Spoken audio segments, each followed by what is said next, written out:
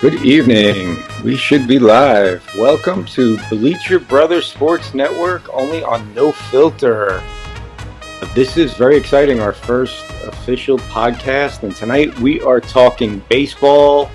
Not just baseball, but first place New York Mets baseball. The Mets are currently up 2-0 on the Los Angeles Dodgers in a possible playoff preview. Everybody, thanks for tuning in.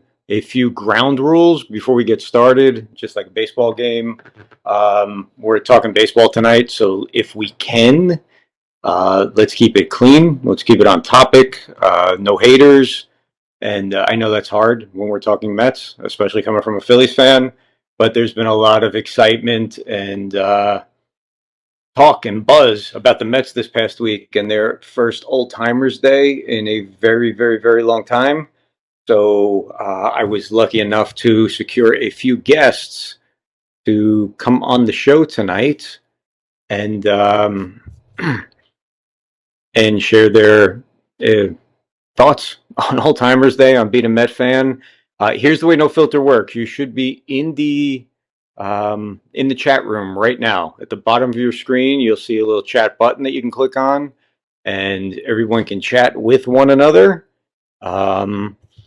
Also, there'll be a button that says knock. If you knock on that knock button, that will put you in the on deck circle.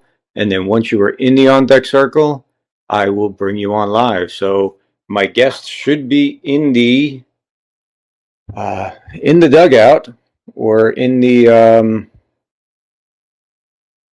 chat room. So what you need to do, if you are Penny, Robert, or John, give me a knock, and I will put you live on the air here. And let's click on Rob. And hey, Duncan, how you doing, buddy? And gosh, Duncan, you may have to talk me through something here. So Rob knocked. I clicked on Rob, and that should bring him on. Yes. Okay. But I've got there he is. Hey, there you are. How are you? I'm good. How are you? I'm good. I have no idea what happened, bro. I was going back and forth. Yeah, I don't know. I mean, other guests said the same thing. I'm not sure, but I apologize. So whose jersey is that? Oh no, it's all right. No problem. Oh, I just got this like 2 weeks ago for my birthday. My dad got it for me. My favorite jersey, Mets jersey. What's the number on the back? There's no number on the back, but he said I can get it customized if I wanted to. Nice, beautiful. It's a plain one. If you were gonna, what's that? If you were gonna put a number on there, whose number would you put?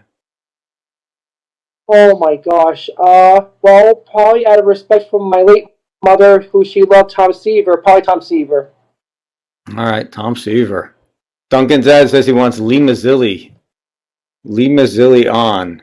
So, Rob, you gotta just bear with us because one, it didn't work at all, and two, we're new to this platform, but this platform is actually really, really, really cool. And you being a baseball fan, there are some super cool baseball. Actually, Will Clark has got a great show on here. Nick Swisher's got a show.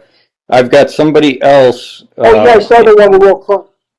Yeah, okay. I got somebody else in the on deck circle here, so let me bring them on with us. Okay, so they should be joining us soon. I'm not sure who it is. Penny.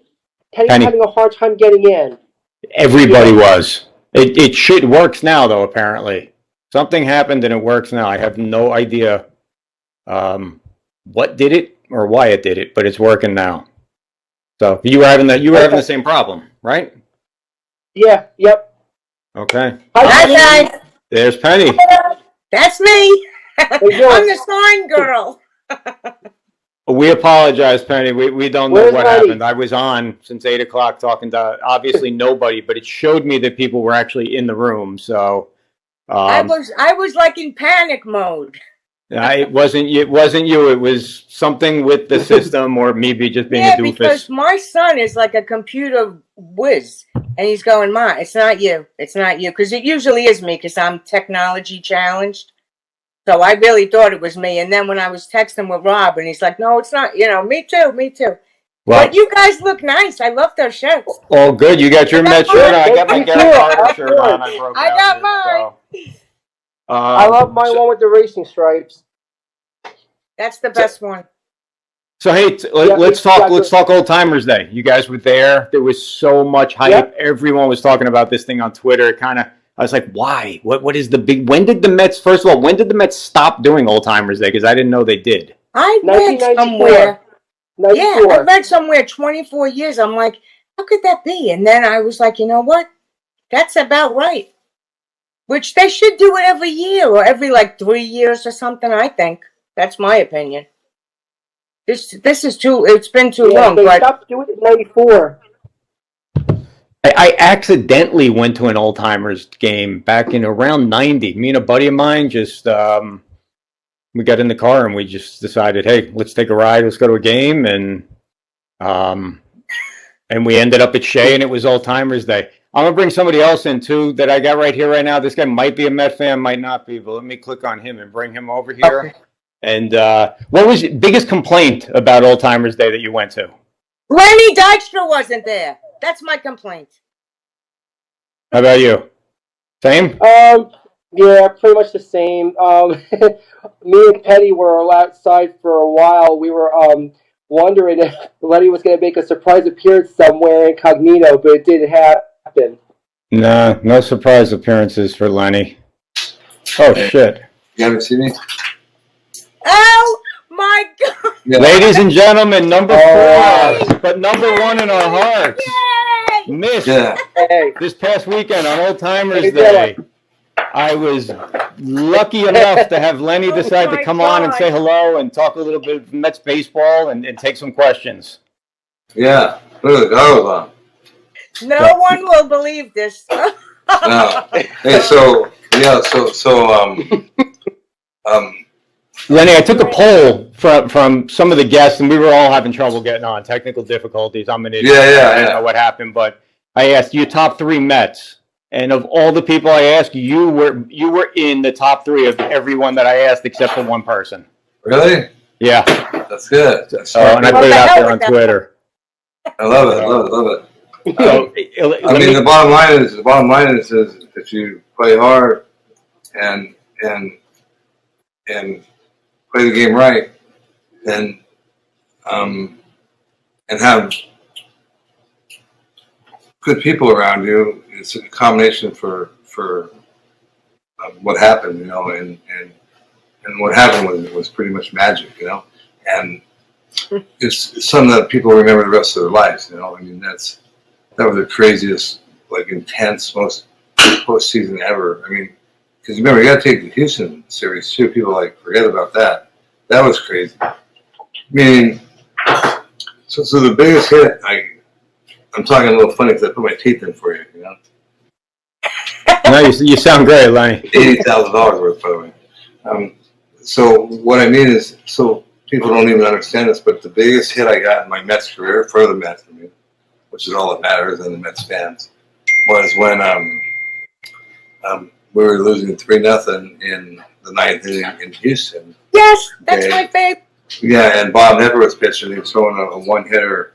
Let me turn my phones off here. He was throwing a one-hitter. And by the way, and so we're facing Mike Scott game 7, which we had no chance. We couldn't touch him. No one could at the Dome. And teams that lose game 6 on the road, the chance to win game 7 is almost impossible. That's number one. So Mike Scott in the equation, it's over. You know what I mean? Party's It's all over. good. It's no filter, Lenny. They can't take us down for anything. So where I'm going with this is so that's when Davey Johnson was platooning me still. So Nepper's cruising, like I said, it was a one-hitter and 3-0. Davey, the manager walks out and he says, you're leading off the 9. I said, you finally want to fucking win, huh? Pinch hit. Yeah, and so I pinch hit and I hit it was like the baseball gods were with us. I hit it decent, but it should have been caught. For some reason the ball just kept going and Asher couldn't catch up to it and hit a triple and Mookie hit a hook, humpback liner, Thorne missed time and then it went on and on and on it was like one of the most unbelievable games in the history of baseball, and I was in it. And the next thing we know, we get home and we're facing the Red Sox. We're down 0-2. That was a badass team, by the way. That team was good, and so it was just a magical, crazy season that like it was just awesome. I mean, like to be a part of it and in New York, you know. I mean, like, something else different. Like, doing St. Louis or LA or wherever, like Atlanta, it doesn't have the same fucking dick, you know. In New York, New York, man. And there's no better fans in the world because they get it. Okay, they get it. Okay, you guys on second base, you get a ground ball to the right side, you get a guy over, they clap because they understand how the game works. Okay, no, in LA, seventh inning, no matter what the score is, all I see is backs, people's backs. You know? That's where I live now, in Atlanta, the Great Pretender, you know, in Hollywood, you know, kind of Hollywood out here. Well, Lenny, let me ask you about that home run that you hit. You hit it. Was it an extra inning home run against Houston in the playoffs? No, I remember it was raining and it was an afternoon game, but it was late in the game. Yeah, it was a walk off. No, that was game 3 though. See, that was game 3 against Dave Smith. But that's still got to be an incredible feeling, no? Yeah. I mean, that was like the most kind of surreal, you know, like almost like didn't like the kind of thing you do, like when you're playing with your friends, and like in fact, I had an interview after the game. I used to do like a baseball game called Stratomatic. You know, you roll the dice, you know, but it like really happened. And you know, remember we were losing by a run, and Backman was on second. I was just trying to get a base hit, you know, try to tie the game up, and you know, I just like basically got in front of one, didn't even really swing, and the ball was carried out, and you know, game set match. My team's waiting for me at home plate, and the crowd's going. It was like surreal, you know. Like, but the most surreal thing of all in that season was the ticker tape parade, and I don't mean because Doc couldn't party through it either. You know? Yeah, he didn't. He doesn't remember it, Doc. He's my boy, though. He's my boy. But no, seriously, like ticker tape parade, like driving through the city of New York, man, like and all them tall buildings and all these people hanging out and like throwing steady, and like it was like I don't know. The whole thing was from start to finish was like we owned that whole season, you know, and everyone knew it too, you know. Was there one player on that team that you like? I don't know who was your guy. Keith Hernandez was the guy that taught me how to play right, you know. I was a young player then, so meaning like Keith Hernandez, like he told me, "Hey Lenny, it comes like before the game started, the national anthem, said, come smoke a cigarette with me before the game." Like fuck, I didn't smoke. I hated smoke. I didn't know how to smoke. But Keith Hernandez asked to smoke. You go smoke with him, you know. So, but he kind of taught me how to play in a situation in baseball where it's all the game is dictated off the scoreboard. You know, you do things off the scoreboard, which they don't do now.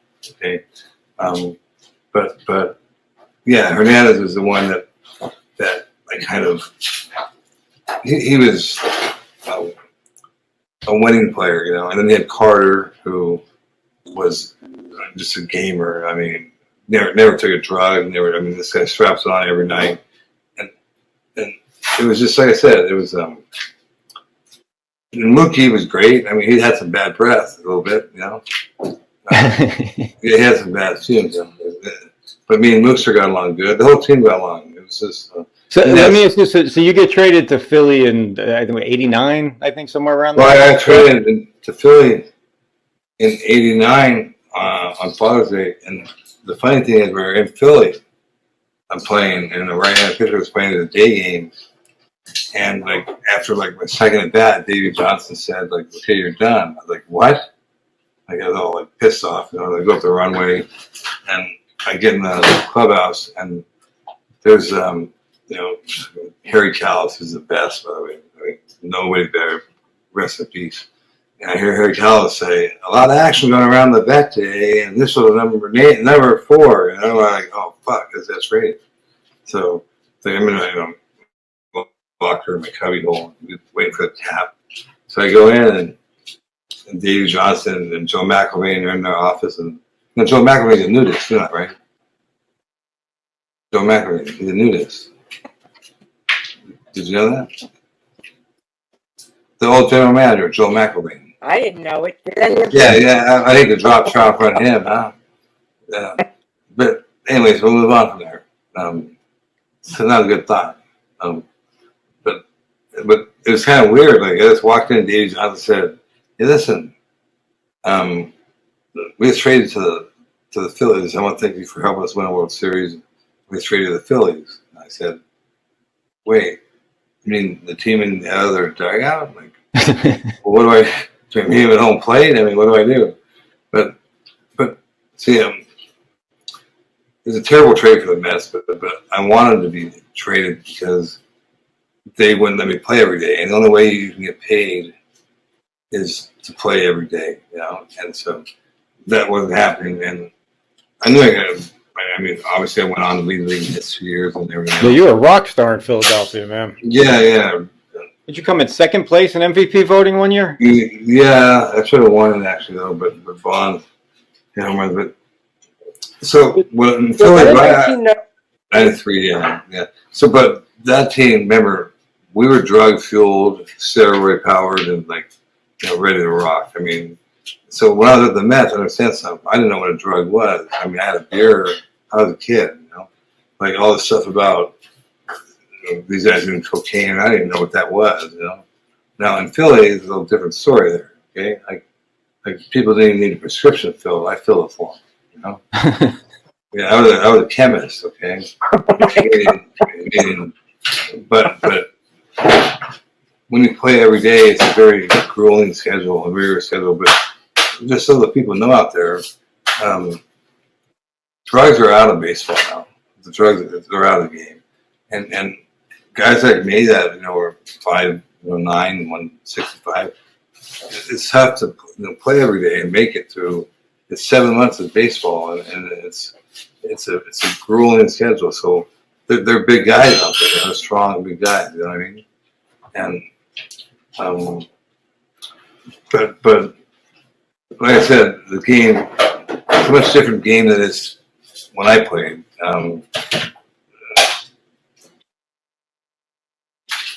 Some things I don't agree with, but what it is what it is, you know.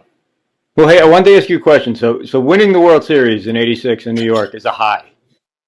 When you guys lost, when Mitch Williams came in and gave up that walk-off homer to Joe Carter, is it the complete 180-degree opposite? I mean, is that like the low of the low of the low, or is it, we had a good year, we'll get him next year? Well, that's funny. You said that. You asked that because that pretty much defines my life, you know. Like, I'm either flying fucking private planes or I'm in the tour, you know what I mean? There's no middle for me. So I was on the field when we won a World Series. Okay, I know what that felt like. I was on the field when I lost the World Series. I know what that was like. So like that's how I like. Should I run out the field, walk out the field, like meaning? But that's defined my life, you know. Like I planted the flag on Mount Kilimanjaro and steps in the depths of Death Valley. Still today, I'm not about the middle. I stay away from the middle. I was born in a middle class family. I was a middle child. I hated being in the middle. So now my star's back on the rise, and a lot of good shit's happening. Well, what's exciting going on with you right now? Is there anything you want to? Anything big you got happening? That more than you know, bro. You have no idea. all right. No idea how many times I've heard these words. I can't believe I'm doing this. Well, I'm just glad you're doing good and you're looking good. No.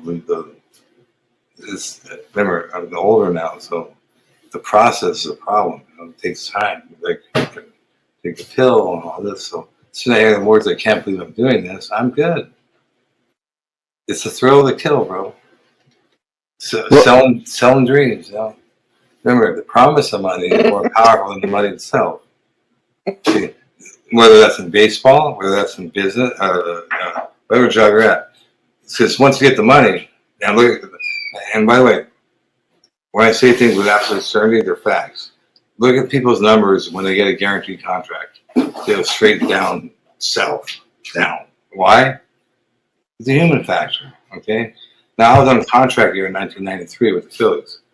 I led the league in hits. I led the league in everything except home runs. I set the record for by the way, not bragging, but I'm giving you a stat that's real. Because only one person in the world can say this. Like, because history's a long time, right? History. I mean, I'm not too smart, but you guys are obviously. History means like back when that dude came here and thought the Earth was like flat or whatever, and all that. You come in. It's not? No, so right. I'm saying, so in history, only one left-handed hitter has went to the plate more times than any. Who's that? Yeah. What? Come in. Who? I hear someone else talking.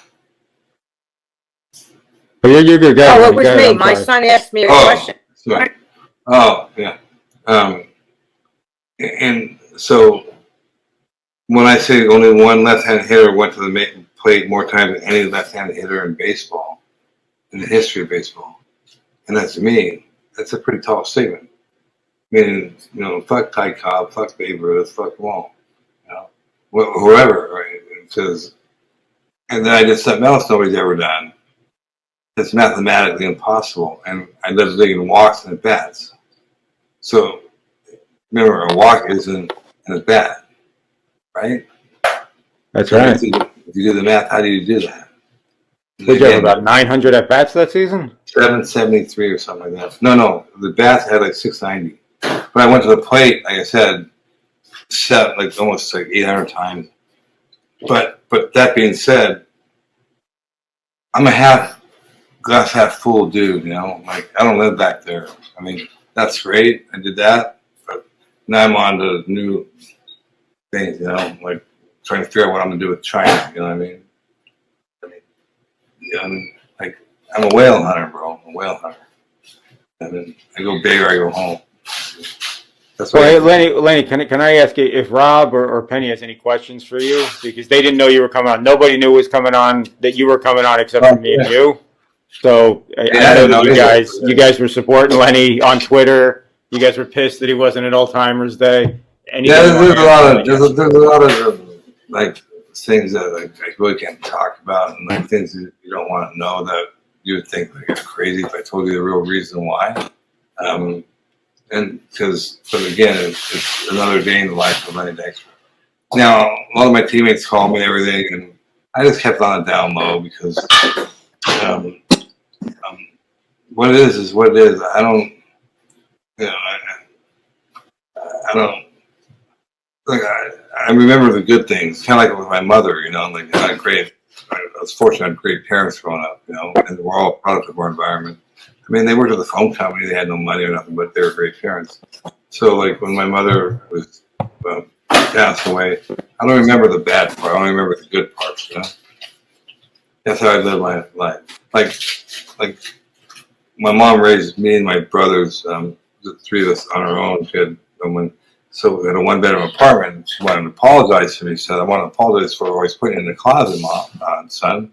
I said, Mom, what do you mean apologize? You gave me my own room. I said, it's awesome. Thank you. Like that. Yes. Did you hear me on that? That's a good story. It's true. Because see, instead of like saying, yeah, why'd you do that? No. I said, I made something good out of it, see? That's how I live my life, I mean, every day above ground is a good day. Absolutely. Especially if you knew what I knew and what I've seen and where I've been. Then you'd really understand what you said. But hey, Lenny agreed to give us a few minutes. Either one of you, Rob or Penny, you guys want to ask him anything? Lenny, I got a question for you. I have a question. 1990. I have a question. Hang on, Penny. We got a delay, so let Rob go, and then we'll get you. All right. September of 1990, you and Willie McGee were fighting for the batting title. Now, I don't know who won that batting title that year. Well, so that's a great point you make because look, crazy. So what happens is to qualify to win a batting title, you have to have a certain amount of plate appearances. Okay, so he just had enough plate appearances to qualify, which locked him in at 333. So when he got traded, he was hitting 330. I mean, that means he went 1 for 3 every night he was traded. So you can't compete with that. I mean, what I'm saying is, I was trying to win a batting title against a ghost who's locked in at one.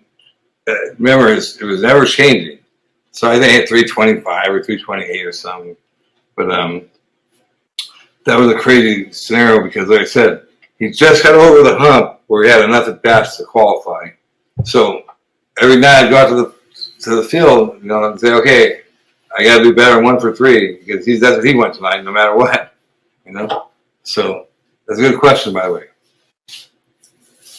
Penny? Thank you. It was signed on your jersey there. My question. Who signed your My jersey, question Rob? is, Anyone I have know? 2 sons that play ball. Oh, yeah? I have about 25. Can you hear me, you guys? Yeah, you said you have 2 sons, right? Are you on mute? I hear I you. do. I have 2 sons. Yep. Yeah, for about And 25 or 30. Is that right? You have. Hear me? I About can read 25 or you. 30. I have a 39 and a 32. No, about 25 or 30. 39 and 36. No, I mean, you're missing Lenny's the point. got 25 sons out I'm there. a breeder. You see, my other job, I'm a breeder. Oh, stop. He might. Anyway, It's like Secretariat. it's a joke. It's a My joke. question was, I know. My question is, what did it feel like to win that 7th game of the World Series? I mean, I can't even. I mean, I wasn't on the field with you, but I felt like that was Okay, so that's a great question. one of the greatest things. Well, let me tell you why that's a great question, because I don't even remember Game 7. Like, after Game 6, it didn't matter. We knew it was over. They knew it was over. No matter what happened, it was over. I mean, we were losing Game 7, Game Sid Fernandez came in and whatever. It didn't even matter. We knew we were going to win. So did they. Because it's like the baseball gods had the cards for us. And it was just meant to be, you feel it. So like I said, I barely remember Game 7. Because it wasn't even an issue. Like, after Game 6, the party was over. Wow. And they knew it, and we knew it. And then it just all happened. Even though, like I said, we were losing, like, in the middle of the game. Because Mr. P wasn't so Mr. P, But we'll get into that. You don't want to get into that. But anyways, but winning the World Series was in New York and being a young player. I guess the next step up is like going like on a spaceship. I don't know. I mean that. What's funny is that as a fan of the '86 Mets, I watching that game, and I remember the Mets going down 2-0, 3-0, something like that, until somewhere in the 5th or 6th inning. I knew that they were going to win, and then Shaw, I think, came up and hit a home run. We all knew it. Well, Game 6, though. See, remember, game 6. We didn't know Game 6 because I remember sitting next to Howard Johnson, and we're down 2-0. Okay, and we're 3 outs away from like it's over. I look in the other clubhouse and I see Roger Clemens and the other guys drinking champagne, and then there's 2 outs. Remember, now you have 2 outs and nobody on. Okay, like I said to Howard Johnson sitting next to me, he said, like, I can't believe we're gonna lose the World Series, and like next thing you know, you got a bloop and another bloop and another this, another that, and then insanity happened when Bill Buckner, who was never on the field, by the way. In fact, that was the first time he was on the field in the 9th inning. McNamara always took him out for defense, But because he had a long career, McNamara let feelings get involved, and when you mix feelings with business, because baseball is business, bad things happen. Okay, and so. Because he wanted him to be on the field to win a World Series, but when he did that, what happened was the ball found him, and not that the steamer would have got over anyway, though. Remember the pitcher Bob Stanley, the steamer was his nickname, and had a bad rig, whole bad body, But anyways, so the baseball gods came back and made them pay, just like they did to us in game 4 of the National League Playoffs 1988. And Davey Johnson made the fucking most single-handedly lost the World Series for us when he left Dwight Gooden in the ninth inning, you know. And Sosa hit that home run, and like you could feel it. We knew it was over. It was over. It was all over. You know what I mean? Because if you don't Lenny, play, yeah. question: when it was somebody in the chat room has a question. Keith Hernandez, should he be in the Hall of Fame?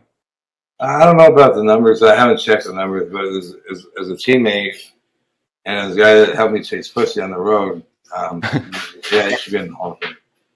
Sorry about that. That's all right.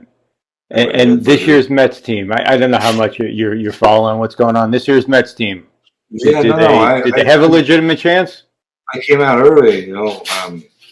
Look, here's how it works. Winners breed winners. Steve Cohn is a winning player, okay? I don't give a fuck what he does. The stock market, trading funds, whatever. And so that carries over, okay? Meaning he's a winner. Lose is not an option for him. So when I put him in there to be the owner of that team, it's another long story. But when he became the owner of the team, I came out and did an interview or went on Twitter and said the Mets are going to win the division, and they're going to win it going away. Okay? And you can go back and look. Because, again, like, you've been around people like that are unlucky, you know, like fucking like, oh shit, what's gonna happen now? You know what I mean? And like you've been around people that are lucky, like, oh, like I'm lucky, you know, like you should be around me, you know? Unless anyways. So the bottom line is the Mets, again, it starts from the top, and so the top is very gone, you know what I mean? So I'm happy for the Mets, and they'll win that division going away. I mean, look, Atlanta's good, okay, they're good, but the Mets, it's their time, okay, you know what I mean? It's their time.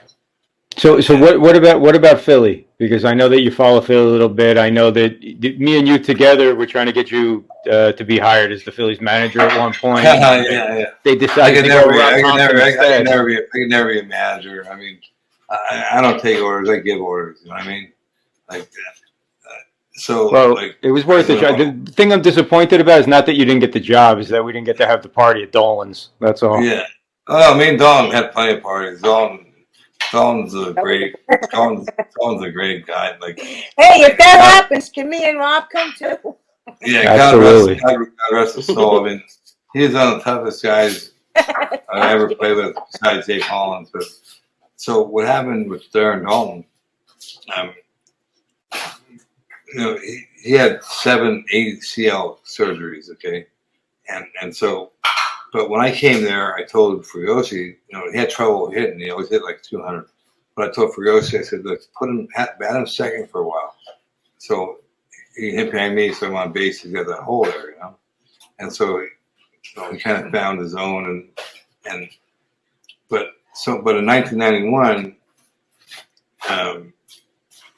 the roads messed up my car, you know, like, and so I got in a wreck, you know, car wreck. Not because I was driving bad. The roads were bad. You know? That's my story, by the way. That's your story. You're coming back from Kruk's bachelor party, right? Yeah. Surprise. Out in the Lucky Sperm Club area too. You know, Villanova. You know, where all the Lucky Sperm Club. You know, all the rich, and it's dark. The biggest city. It's dark there.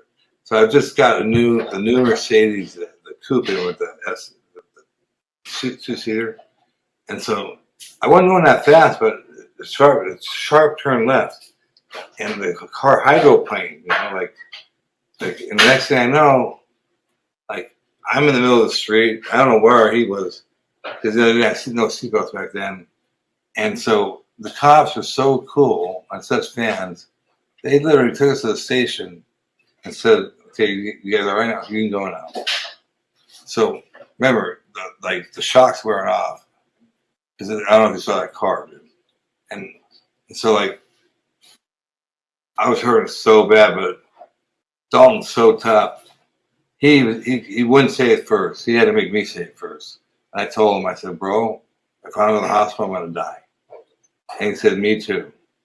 But he wasn't saying it first. I mean, I was there 3 weeks and it broke every bone in my face. And it was the fact that we even lived through that. The doctor said it was because we had muscle. So steroids aren't so bad. See? Hey, I want to bring Tom on real fast here. Tom's not going to get in because Tom's got a question for you, and then somebody else in the chat room has a question too, Lenny. And then I know you've gone over, and I appreciate it. You've gone over what you said. It doesn't matter. I always do, bro. That's what my girls say too. Hey, you know what? I appreciate it. I mean, he's literally the man of the people. I've never met. Actually, I did meet Lenny one time when I was 16 years old. I'm a giver, bro. I'm here to help people. He's a giver. So Tom should be popping in here with us in a second. And then John said he had a question. John, if you want to type that question into the chat, I'll ask it for you. Hey, there's Tom. Tom, I like the dome, bro. That's what I like to do. Hey, what's happening, brother? You put together, bro. Glad we got you on.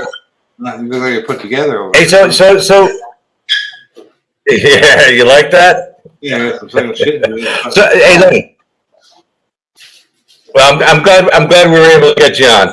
Hey, so before you went to the Mets, okay, like when you were growing up, did you ever think you'd be playing for the New York Mets and winning a World Series? Okay, that's a great question, and a question I'll elaborate on because so understand something, people, the public out there, put it in perspective. First of all, to make it to the big league, okay. So if you're a center fielder, okay, there's 30 teams, right? That means there's 30 jobs available, and not like New York, not in California, not in the United States, not in Puerto Rico, not in the world. Okay, meaning so not only do you have to be one of the 30 best players in the world, you have to literally then take someone's job, which like when you get to the big leagues, like you don't want to give your job up, right? So the fact you make it to the big leagues, you have a better chance of being hit by lightning. Just think about where you live right now. All the little leagues going on right now there. That's going on all over this country. Then you got the anteater dicks, okay? The Dominicans, who live in jungles, and who have nowhere to remember. Yeah, remember something. When like my kids, okay, they had much more talent than me, but they were born and grew up privileged, which you want your kids to do. I mean, they lived on a country club, and I told them, "Hey, here's the deal. Baseball's not for you, man. Golf's the way to go." Because see, I wanted them, if they're going to play baseball, I wanted them to go to baseball on their own, not because I played. So I said, "You're not playing baseball, golf." I said, I lived on a country club, short country club. I got them golf clubs every day. I said, "You're not playing baseball." And they finally couldn't take it and said no. So they became good players. But the problem is, I remember my son Cutter, who's married to David Stigler from Sopranos, who has MS, sad. But my son Cutter, like I told him, I said, "Listen, I'm going to love you just as much if you make it to the big leagues or you don't make it to the big leagues. But what you're doing right now, you're not going to make it. You're not putting the time in. You're not putting the work in. And the players are too good. So just know, like, you don't want to be that guy that says, if I only would have done this or only would have done that." See, I grew up with one friend. I mean, like I said, my parents worked for a phone company. Two brothers and sisters share a room with people. But I had one friend only, and the reason I had one friend is I needed somebody to catch me. Okay?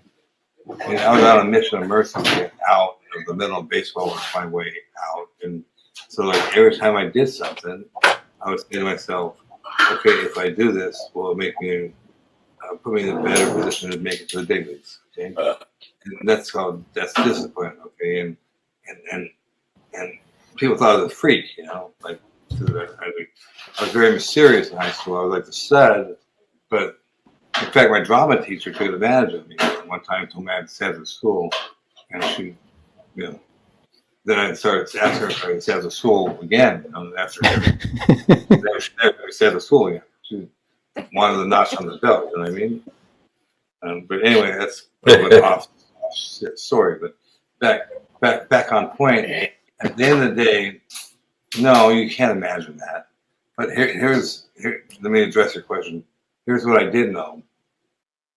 I knew, and I say this with all honesty, that even when I was stretching, so when I say stretching, so when you come to spring training as an organization, not big league, the minor leagues, remember you have rookie ball, A ball, double A. So you stretch as an organization, the whole organization stretches together. So I hurried up at the front row, we did our stretch. I look back, I see like a sea of blue hats, like must have been thousands of them. Yeah. I said, "Wow, I make it through." And I said to myself, "Fuck it, I can play. I know how to run the first. I know how to run the second. I know how to run the third.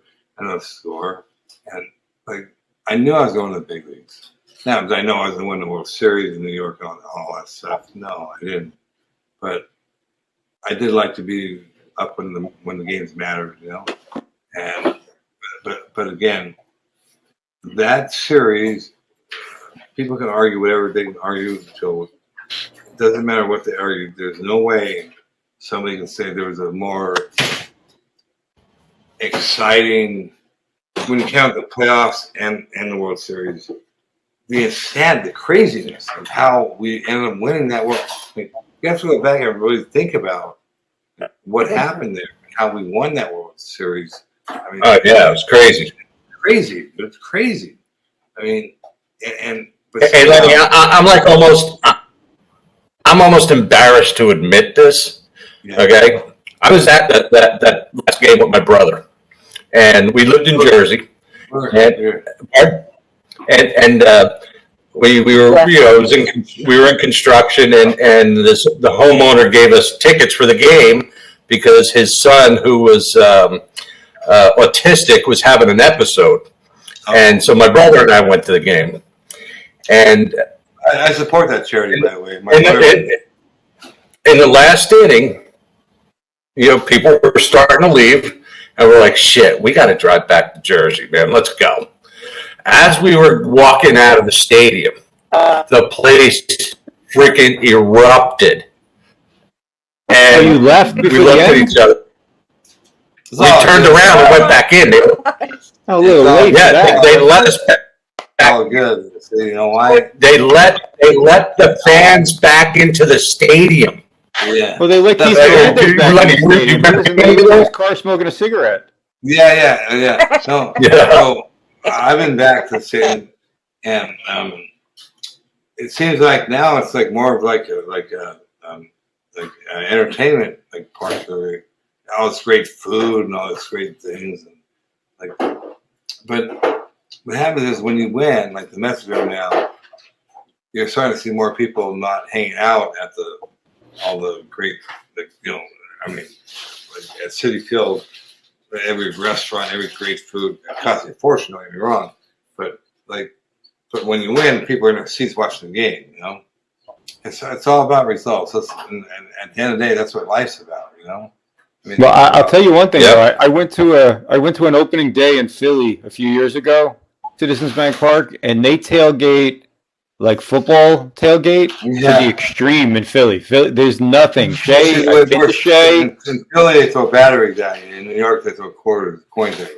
Yeah, Philly, they don't play. Lenny, somebody else, John in the chat room's got a question, and John was supposed to be on as a guest, but due to the technical difficulties, I apologize, John. He wants to know what pitcher that you faced in your career gave you the most trouble, and also what pitcher you had the most success against. Okay, so it's kind of weird. So Greg Maddox, who was a dick, by the way. I don't like him at all. He broke my fucking wrist opening day. he didn't throw hard. You would like take the most comfortable 0 for 4s, and like the first time you ever hit one hard, but it was right at somebody. Okay, and like you're 0 for 1. Like next time out, like he makes a bastard pitch. And the bottom line is like you're like, listen, I'm 0 for 4, and you know why? He played the game right. Okay? When did Tom Glavine in the Hall of Fame? Tom Glavine was a pitcher that I literally want to catch the ball with my hand and throw it back to him. Okay, but the game of baseball is all it's all based off of math. Okay, and counts. Okay, so meaning so when you walk someone, okay, it throws all the percentages, everything off. It's all everything haywire. It's like a chain link, you know, like you know how smooth it is when it's going perfectly. One of them links break, everything goes haywire, right? So you walk someone, throws off all the numbers, and they go haywire. So because they played right and used the percentages, okay, look, they have 8 guys going out there, right? They don't have to go to left field. They don't have to go to center field. They don't have to go to right field. They can stand wherever they want. But they go there because over the years, okay, you know, a lot of years, they see on the average balls in them areas. That's why they go there. Okay, so that's why when you fail 7 times out of 10 times, you're going to be a $20 million player. Okay, if you can just manage your failure. See, that means you're hitting 300 because that's what it set the bar at, right? It says 300. So if they say, "Hey, what did you hit?" You say like 290. It's like, oh, okay, 300. Wow, really? So you know what the difference is? Out of every 100 at bats, 1 hit, just 1 hit. See, so 1 hit. You just got 1 more hit is you hit 300 and then you walk around with a 15-inch cock. You know what I mean? As opposed to like a 5-inch cock or maybe a 3-inch cock, something like that. Sorry about that. So what pitcher did you tear up? I swear to God, I am. I swear. Oh, you know what I tore up? It's funny. Dude. It's funny. I tore up and Doyle Alexander. You can get. I took this guy deep every time I faced him. In fact, let me look up. Let's look at the videotape. I got this fancy computer here. Let me look up Lenny Dykstra versus Doyle Alexander. Because you know he was with the Braves, you know, and I don't know. Every time I hit off, I hit a bum. I haven't even thought of Doyle Alexander in about 6 decades. Okay, so okay, check it. Wait, it says let's sort of stats. Okay. So Harry Callis told me this. He said, "Yeah, you own it." Hold on, we're gonna pass this one. Lenny Dykstra sentence of 3 years. Hold on. Lenny Dykstra arrested for we gotta pass all this stuff. You know, I'm such the streets weren't safe with me out there, you know. So I went to federal prison and state prison, and but that's another story. So check it. Ready? So and see the reason why the Phillies don't have me back is because I ended up tagging one of the owner's daughters. You know, which one good? You know what I mean, people don't. That's a kept secret. Try to expose that to you. I tattooed one of the owner's daughters, but she used me. She used me. So I don't go back for. Anyways, we'll move on. Yeah. So Joe Alexander. Hold on.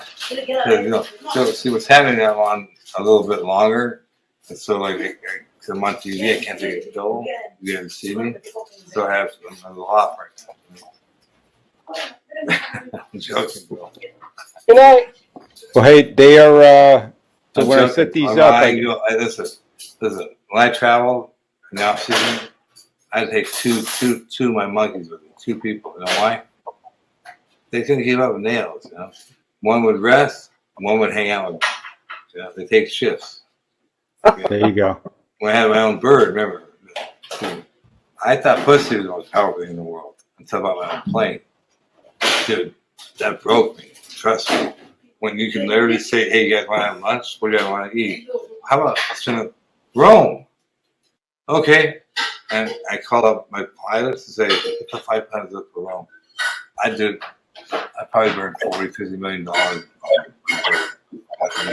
flying around the world and private jet. Nothing more powerful. Dude, I had 2 gas attack flight attendants, okay? Canned heat. I never had a drink on my plane, 7 years. I didn't tattoo either one of them, which is crazy. Which I said to my doctor, what happened to me? Like, what happened? And he said, the plane. That was a drug. The plane. And you know what? If I had to do it again, I'd do it the same fucking way. You know that? You know why? Because life is about living the dream, man. And I worked my ass off to get to that point. Like when all the other guys were going to dances and you know, I never had a girlfriend in high school, never nothing. I mean, I had a few pipe dinners, don't get me wrong. Okay? You know what I mean? But everything was baseball. And so, in fact, they had this tryout, you know, in Southern California each year for Southern California breeds all the best players for the weather. So all the studs were all invited, high school seniors. So I got to the front line, and the person was saying, what are you doing here? What do you do, the pathway? What do you? I said, well, who am I? I'll tell you who I am. I'm the best fucking player here. That's who I am. I'm Lenny fucking Dykstra. That's who I am. Hear me? Joe McElvey heard me. He's on the side. He said, what the fuck? And so I went out through everybody. I ran everybody. I beat them all. Okay? And Joe McElvey, the nudist. Remember the nudist? Okay? You told that story. You saw the documentary. Remember the one Jimmy Kimmel made? Yeah, I saw the documentary, right? Was that the 30 for 30? Yeah, it's great. The documentary, you know, the one. Yeah, you know, it just came out. Not too Yeah, long. the 30 for 30 was great. You should have got an Academy Award or whatever. You made that whole thing. All true stories, bro. No Academy Awards. The Academy Awards are when you're coming home and your wife meets you at the door. Okay, and she says, "I know you're cheating on me. I know it. I know it. I know it." You say, "What are you talking about? You're crazy. What are you talking about?" So you keep thinking you got to figure out. You hit the door. I know you're cheating on me. I know it. So finally, wife is so smart. Now she needs a door. And you walk in. She goes a picture of the right hand. Says, "That's your cock." Hello with the left hand, and not my pussy. There's no one I'm crazy. There's no one. What are you talking about? You're fucked. It's a picture of your own life, bro. So what do? You can't say. You say, okay, half. Lenny, it's a good thing you played before the internet. It is. Hey, teeth are good. Hey, look at the teeth. Dr. Lou George in North Dakota. He did Doc's teeth, did Kevin Mitchell's teeth. You know? I can say that. Yeah, that's what I do when I do my artwork. See how fast it came out? Yeah, you can't even tell. You know. Well, hey, I'm getting the red light here. When I set these up, it gives me a time limit, and because of my technical difficulties. There's no time limit for me, bro. I'm 24/7, by the way. You want to get a hold of me? That's how to reach me 24/7. 24/7, and I got your number, so I got all your numbers now. So either anytime. Lenny, we appreciate you coming on. I'd love to have you back at some time when we get our technical difficulties straightened out. But the technical difficulty is we love you, Lenny. You need to hook me up with a chick. We love you, Lenny. Yeah. Hey, also, we were going to talk Mets tonight, and we didn't. No, I'd love to get one of these going again, but doing it with Lenny was better than talking Mets. Well, here's the deal, dude. You got it. You think? I've been there, man. I've been there. I've been like I was there, dude. I experienced. I saw them big horse cocks. So when horses came on the field, you know, and they were trying to stop the people from coming. The fans were coming on. You know, the horse came out. Them fans came rushing, dude. And remember, that was the 86 year was magical, and it's, and I'll end with this. I know you have to go because people fucking pussies someone else's time or turn, whatever. Fuck it. Okay, but whatever. It was magical combined because you have the best fans in the world, and you had a team full of chemistry and character, and veterans with young guys. And so you throw that together, dude, and you throw together magic, and for me, it was an honor and privilege to play there and to experience that. I consider myself grateful for that. Your history, brother. You made history. We're grateful for you coming on. They're going to cut the feed in a second, so Okay, I will well, post up if we want to do another video. If anybody wants to run their own podcast on Bleacher Brothers Sports Network and No Filter, you can talk Mets, you can talk baseball, you can talk whatever you want. Anybody with any good dick pills out there, please send them to me. Okay? I'll send them your way. And on Saturday night, we got another show called The Last Call with Captain Ron. You might want to check in on that. Captain Ron, not Ron Darling. No, not Ron Darling. I tried to get him on with you, but he Pussy, dude. No! he said he was hanging out with Oil Cam Boy. So, all right, guys. Thank you so much for tuning in. Thanks, Lenny. Thanks, Tom. Thanks, Penny. Thanks, Frank. Thanks for coming in. What's up, bro? Have a good night, guys. To make the dream work, let's go. Let's go, let's. We're gonna make it this time. We're gonna take it home. Let's go. Let's go, let's. Do it. Let's go. Do it. Let's go. Make it happen. Let's go. Where there's a Met man, you'll find a Mets fan. Let's go. Let's go, let's. This is a Mets year.